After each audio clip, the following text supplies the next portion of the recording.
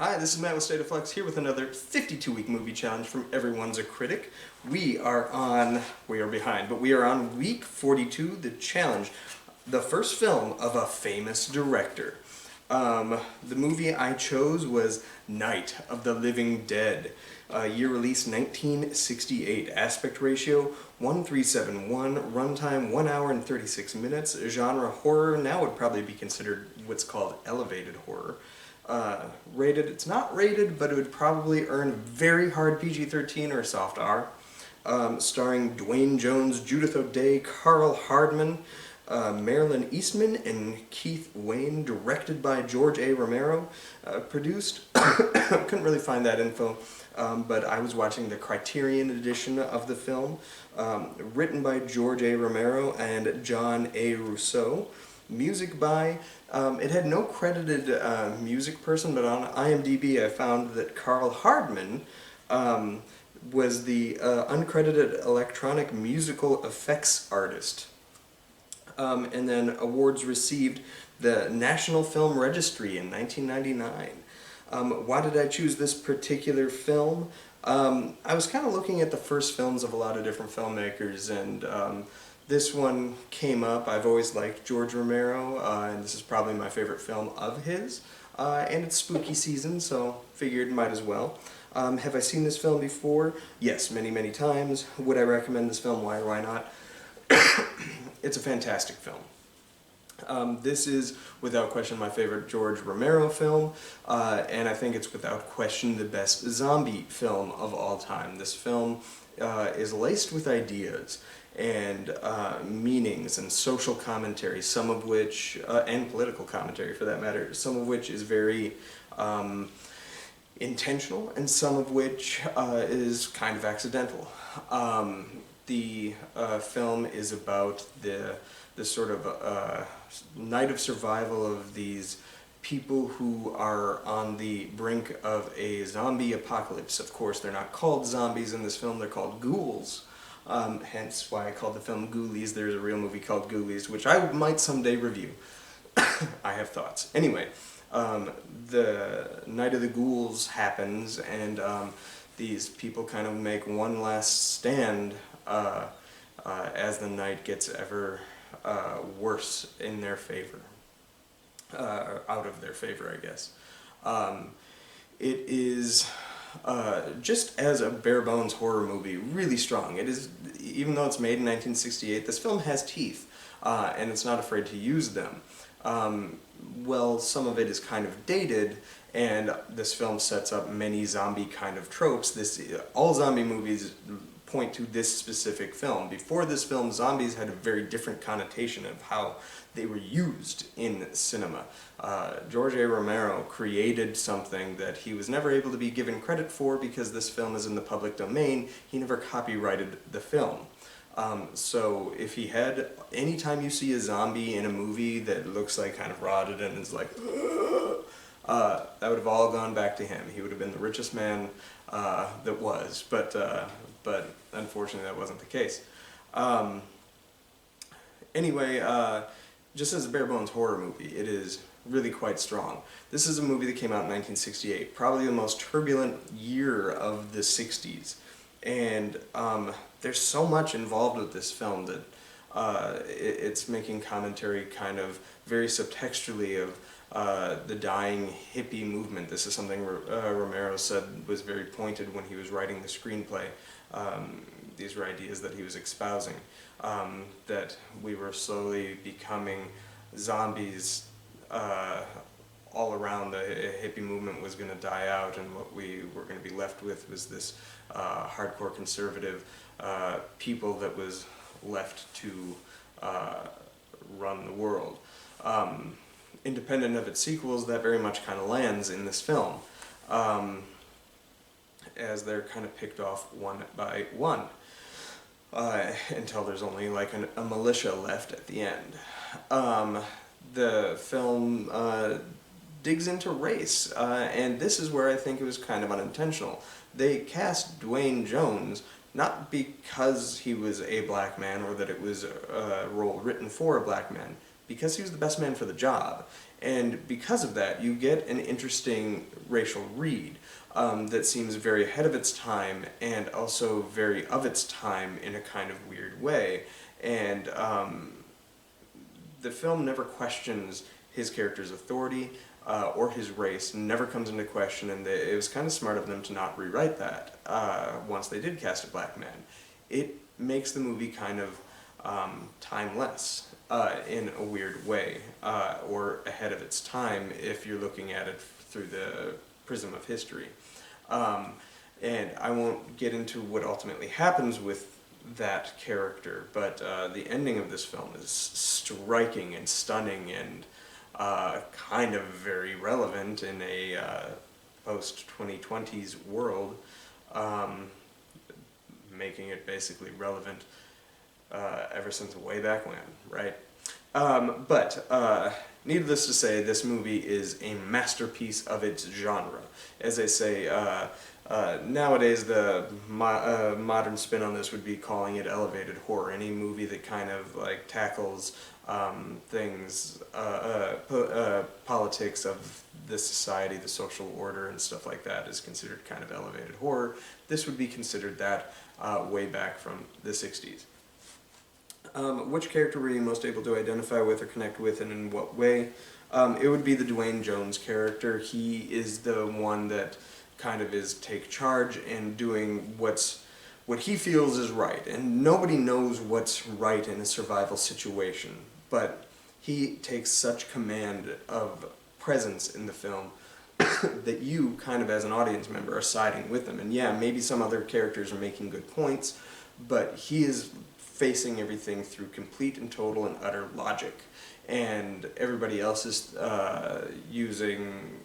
funneling passion into their arguments of what to do. And ultimately, there's no right answer. You would think that ultimately, with him retreating to the basement, that he was in the wrong. The basement was always the safest place. But the basement is where the person who is arguing to stay in the basement ultimately perishes, because he was wrong. There is no right answer. Everybody is kind of like at fault. But I liked that his character is just governed solely through logic, and excellently so. Best line or most memorable quote, I think the most famous one would be, "They're coming to get you, Barbara." But the one that I always liked is, "Yeah, they're dead, they're all messed up." That one makes me laugh every time. Excellently delivered, by the way. Were you surprised by the ending, and what would you do differently? The very first time I saw this, I was blown away by the ending, completely shocked and utterly just like flabbergasted that a movie could end in such a way. I saw this first when I think I was 12 years old, 11, 12, thereabouts, and it was an exceptional ending.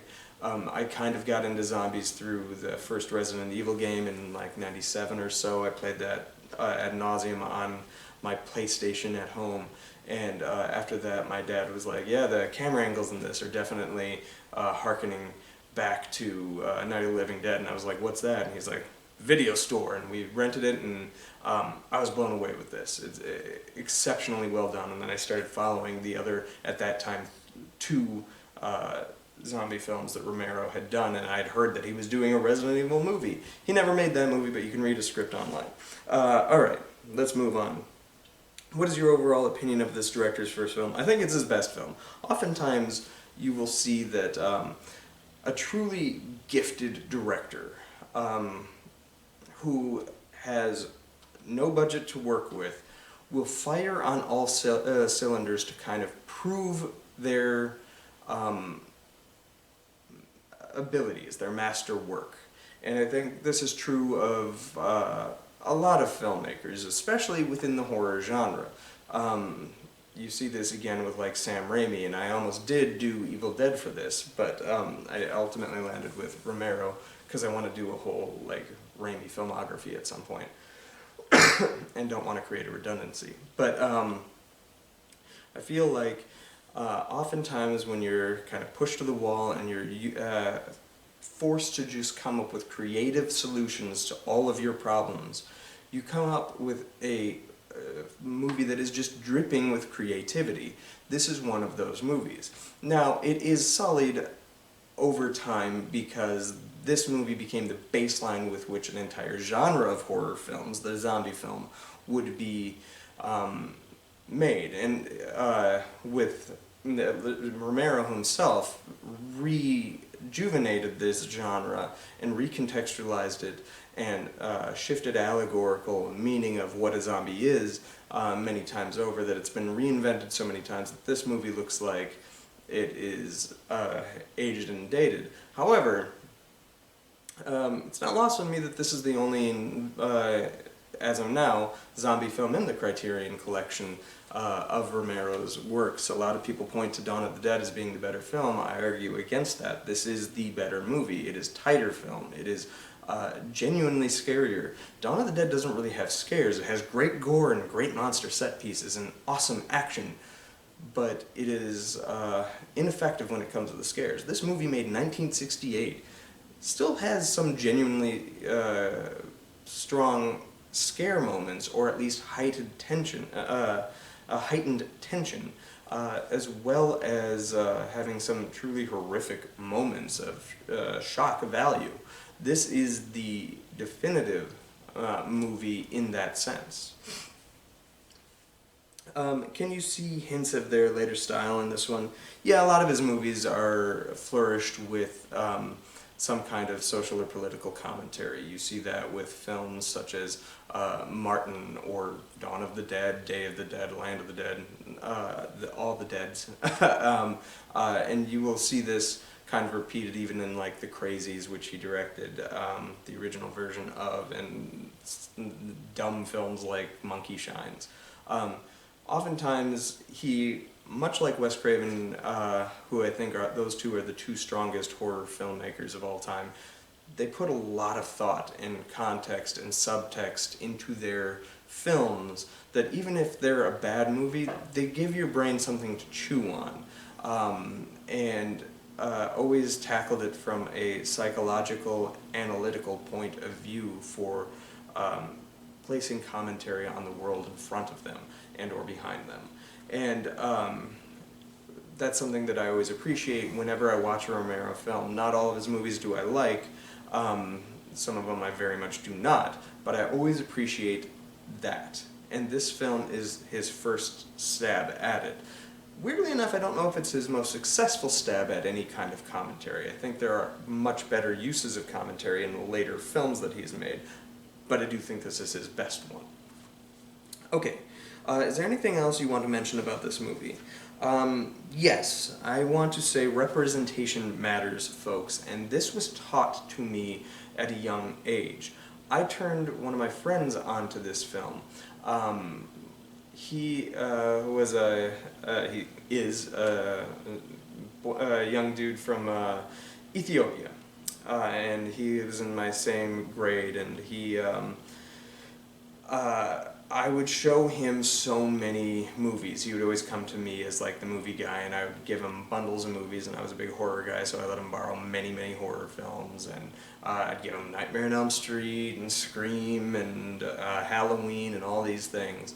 When I lent him this one, and he saw this one, he like immediately reached back out to me and was like blown away with it, because he'd never seen like a black man in a horror movie as the main character surrounded by white dudes and nobody talking about it.